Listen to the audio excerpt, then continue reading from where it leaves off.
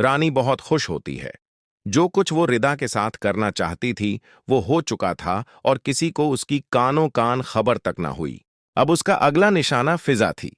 इसी दौरान साकिब रानी को साफ साफ कह देता है कि वो उसके साथ कहीं भी नहीं जाएगा।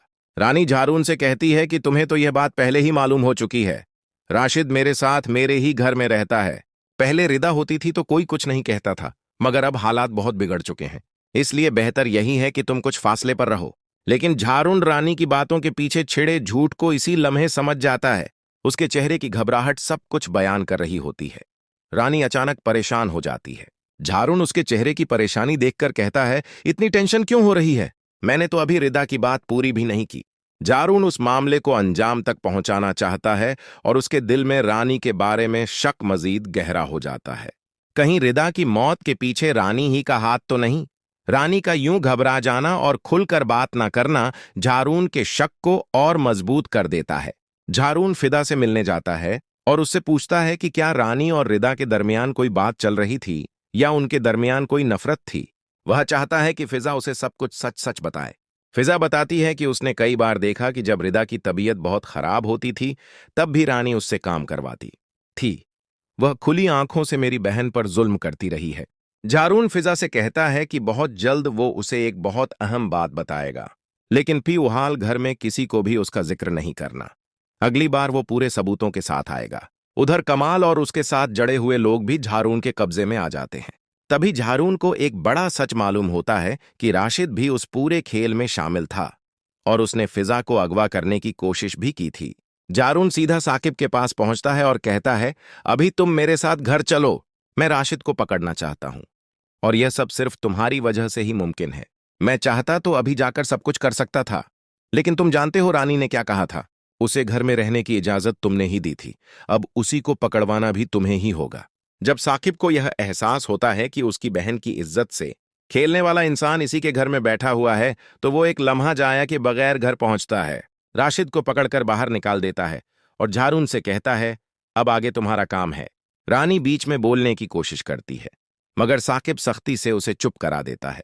वो कहता है, अब एक लफ्ज भी नहीं बोलूंगी। तुम्हारी बातों पर भरोसा करके मैं बहुत बड़ा पछतावा झेल चुका हूं। रानी फिजा के पास जाती है और कहती है कि राज तो झील जा रहा है। फिजा जवाब देती है, वो क्यों? जाना तो आपको भी चाहिए। इधर जिंजो बहुत कुछ सहने के बावजूद अब तक खामोश थी। अब रानी के खिलाफ खड़ी हो जाती है। रानी शहनाज को धमकी देती है कि फौरन अपने बेटे को घर बुला लो, वरना अगर मैं वहां आई तो अंजाम सबके सामने आ जाएगा। इधर अरहम पूरी कोशिश करता है कि किसी तरह फिजा से मुलाकात हो जाए और वो अपनी सारी गलतियां और सच्चाइयां उसके सामने रख सके, मगर कोई भी उसे आसानी से मिलने नहीं देता। जकिया फिजा से कहती है, इस घर में तुम अकेली हो। रानी ने आज तक तुम्हें अपना नहीं समझा। बेहतर होगा तुम मेरे घर आ जाओ। रानी फिजा को झाड़ू के साथ जाते देखकर घबरा जाती है। रिजा साफ कह देती है कि सब कुछ तय हो चुका है और अब फिजा जकिया आंटी के साथ ही रहेगी। घबराई हुई रानी जकिया को फोन करके कहती है कि उन्होंने बहुत बड़ी गलती की है। अभी इनकार कर दें तो सब कुछ पहले जैसा हो सकता है।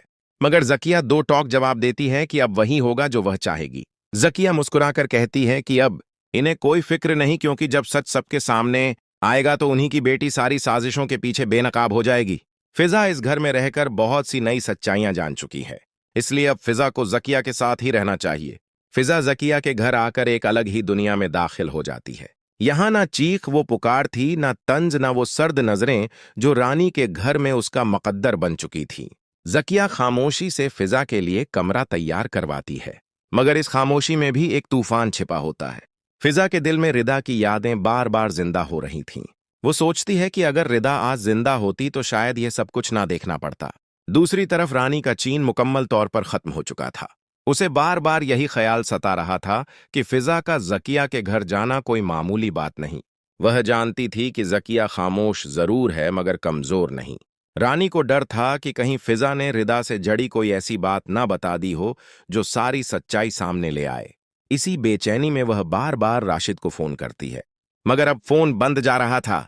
झारून अपनी तफ्तीश को मजीद तेज कर देता है। उसे कमाल से मिलने वाली मालूमात ने पहले ही रानी के गर्द घेरा तंग कर दिया था, मगर अब राशिद का भाग जाना इस बात का सबूत था कि खेल बहुत गहरा है। जारून, रिकॉर्ड्स, कार्ल डिटेल्स और पुराने वाकयात को जोड़ता है तो एक के बाद एक कड़ियां मिलने लगती हैं। हर कड़ी का सरा जाकर रानी पर ही लग जाता है। साकिब अंदर ही अंदर टूट चुका था। उसे अपनी सबसे बड़ी गलती का एहसास हो चुका था कि उसने आंखें बंद करके रानी पर भरोसा किया। उसे बार बार रिदा की मासूम सूरत याद आती और दिल में एक ही सवाल उठता कि अगर वाकई उसकी बहन की मौत के पीछे रानी का हाथ निकला तो वह खुद को कभी माफ नहीं कर पाएगा। इधर अरहम को किसी न किसी तरह फिजा से बात करने का मौके मिल ही जाता है। वो जकिया के घर के बाहर उसका इंतजार करता है। फिजा जैसे ही उसे देखती है तो रक जाती है। इरहम की आंखों में निदामत साफ झलक रही होती है। वो टूटी हुई आवाज में कहता है कि वह सब कुछ जान चुका है और अब मजीद झूठ नहीं बोल सकता। फिजा सख्त लहजे में कहती है कि सच बोलने का वक्त अब आया है, मगर बहुत देर हो चुकी है। उसी लम्हे फिजा के जहन में एक फैसला जन्म लेता है। वह सोचती है कि अगर रिदा को इंसाफ दिलाना है तो खामोश रहना अब गुनाह होगा। वो जकिया के पास जाकर उसे वह बात बता देती है जो उसने आज तक किसी को नहीं बताई थी। वो राज जो रानी की मुस्कुराहट के पीछे छुपा हुआ था। जकिया का चेहरा सुन्न हो जाता है, मगर फिर वह आहिस्ता से मुस्कुरा देती है। वो कहती है कि अब वक्त आ गया है कि सच सिर्फ घरों की चार दीवारी तक महदूद ना रहे। अब हर उस शख्स को जवाब देना होगा जो इस साजिश में शामिल था। कहानी अब उस मोड़ पर आ चुकी थी जहां एक कदम आगे या पीछे सब कुछ बदल सकता था। रानी को अब भी अंदाजा नहीं था कि जिस खेल को वह जीत समझ रही है वह दरअसल उसकी सबसे बड़ी हार बनने वाला